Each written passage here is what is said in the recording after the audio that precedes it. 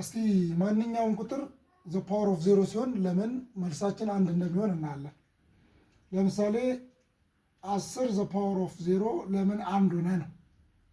እንግዲህ ለዚህ መነሻው ፕሩፍ እናደርገዋለን። ለዚህ መነሻው ግን ኤ ዘ ፓወር ኦፍ 2 ኦቨር ኤ ዘ ፓወር ኦፍ 4 ብንል ይህ ኤ ዘ ፓወር ኦፍ እኩል ይሆናል ኤ ዘ ፓወር ኦፍ 2 ማይነስ ኤ ዘ ፓወር ኦፍ 4 ይሆናል ማለት ነው። ይሄ እንደ መነሻ ይጠቅመናል።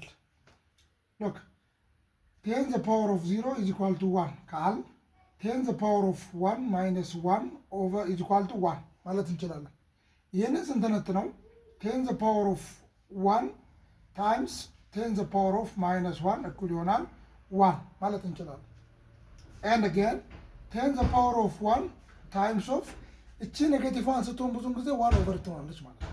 ስለዚህ 1 ኦቨር 10 10 ዘ ፓወር ኦፍ 1 ታይምስ ኦፍ 1 ኦቨር 10 ማለት እንግዲህ ያው 10 ዘ ፓወር ኦፍ 1 10 ራሱ ነው 10 ነው ኢዝ ኢኳል ቱ 10 እኩል ይሆናል 1 ይሆናል ማለት ነው። ስለዚህ የዚህ ውጤት 1 እኩል ይሆናል 1። that's why 10 ዘ ፓወር ኦፍ 0 1 የሆነበት በዚህ ምክንያት ነው ማለት ነው። አመሰግናለሁ።